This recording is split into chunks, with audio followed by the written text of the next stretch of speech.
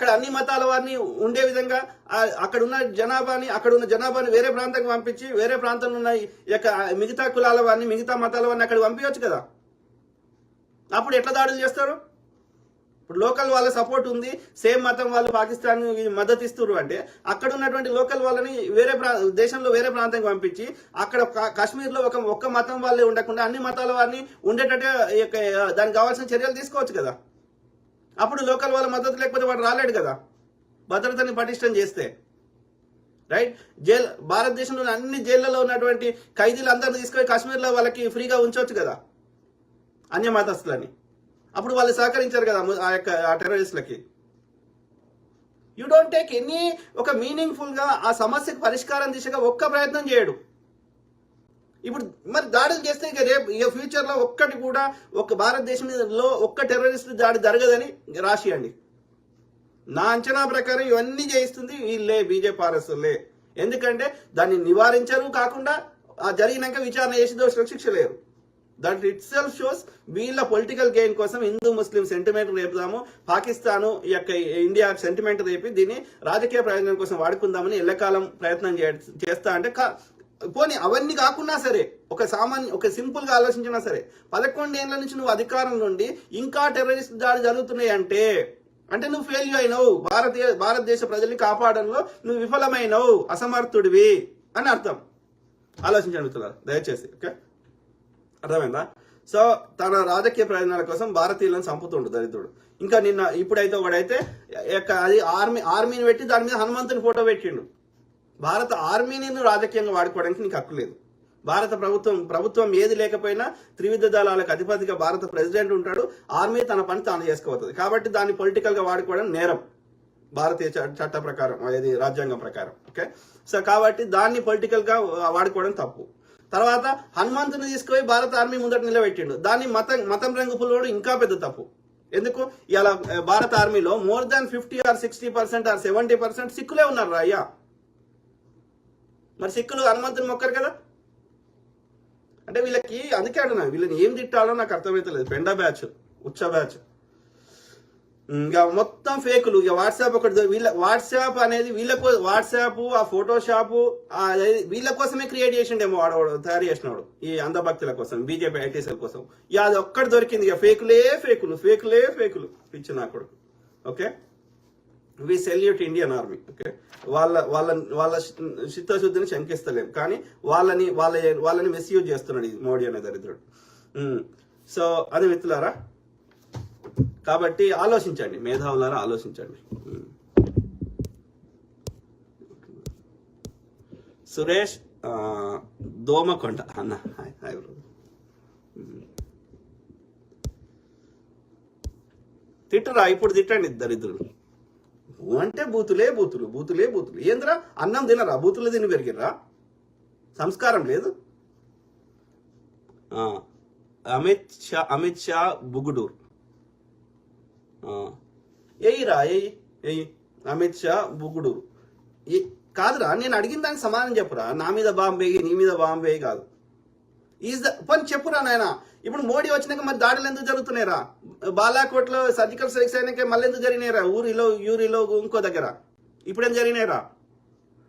రేపు ఇది అయిపోయినాక మళ్ళీ దాడులు జరిగానికి రాసిరా అమిత్ షా బుగ్గుడూరు అని పెట్టినావు కదరా. అవులే, అందుకేరా మీరు ఆవు వద్దనే పారవోసుకునే వాటిని తాగుతున్నారు కదరా. మీరు పెండ బ్యాచ్, ఉచ్చ బ్యాచ్.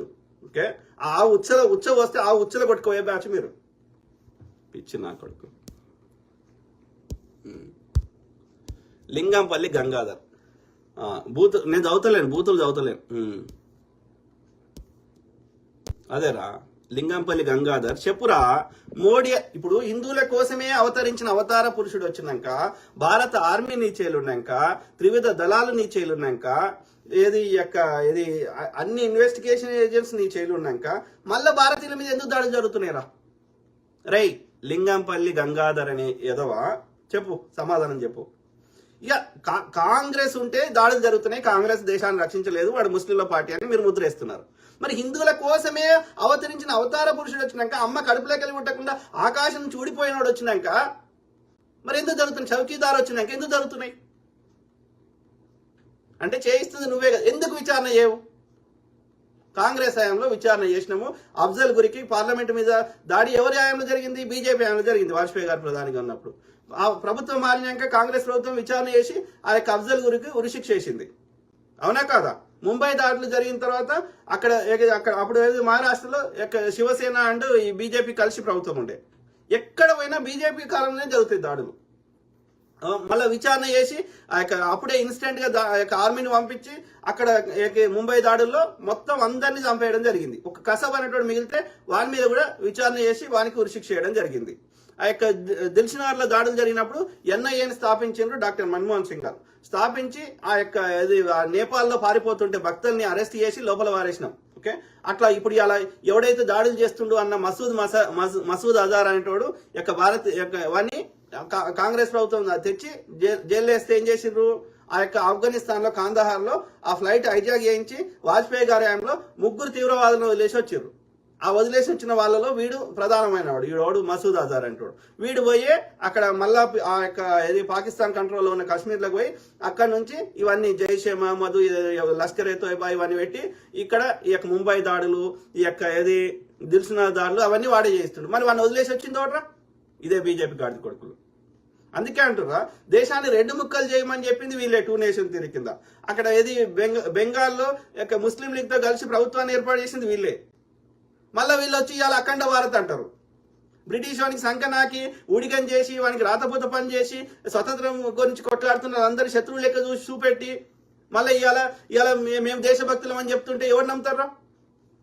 అంటే మీరు పొద్దుగా లేస్తే ఈ హింసని, ఈ యొక్క అనార్యులని నాశనం చేస్తున్నారు కదరా, చూపెట్టురా, షో ద ఎవిడెన్స్. నాకు కాదు, ప్రపంచానికి చూపెట్టు, ప్రపంచ దేశాలకు చూపెట్టు. ఇలా భారతదేశం ఆర్థికంగా చాలా వెనుకబడిపోతుంది. ఇలా విదేశాలకు పోయి ఆల్రెడీ ఎయిర్పోర్ట్లు అవన్నీ ట్రాన్స్పోర్టేషన్ పోయింది, వ్యాపారాలు దెబ్బతింటున్నాయి, ఆర్థికంగా వెనుకబడుతున్నాం. దాంతోపాటు ఆర్మీ ప్రజల ప్రాణాలు పోతున్నాయి. వాట్ యు ఆర్ అచీవింగ్ చెప్పు మళ్ళీ రాసి. This I can guarantee to the all Indians. నేను భారతీయులందరికీ నేను ప్రమాణం చేసి ఒక గ్యారంటీగా రాసిస్తున్నా, ఇక్కడ నుంచి ఈ దాడి చేసి పాకిస్తాన్ ఉన్న అందరినీ వాళ్ళని బలహీనం చేసేసినాం, వాళ్ళకి మన దేశంలో ఒక్క దాడి చేయరని రాసి.